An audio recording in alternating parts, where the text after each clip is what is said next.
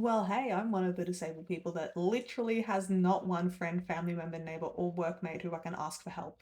And like I'm sure a lot of disabled people who are in my situation, I've spent a lot of time blaming myself, beating myself up, and trying to question why on earth I'm not worthy of any sort of love. So, hey, let's go through why exactly I am so socially isolated so you can realize just how easily it can happen.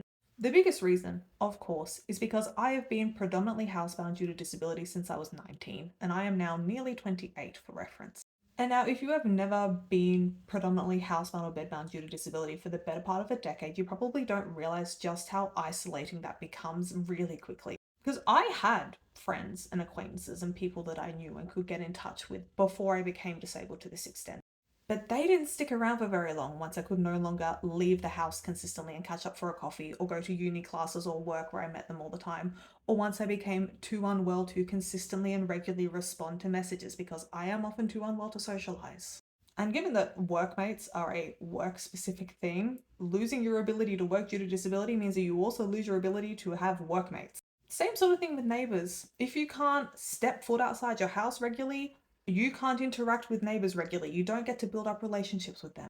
And then you add in the fact that I'm one of many people who just don't really get along with my family. We're not close. I can't really ask them for help. I don't feel comfortable doing that.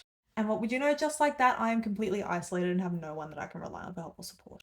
And you can blame me for that all you want, but a lot of the reasons I'm in this situation are because of things that I have no control over. And they're things that can happen to you at any point in time. Social isolation doesn't just happen because you are a bad person, it also happens because you are just confined to your home alone all the time.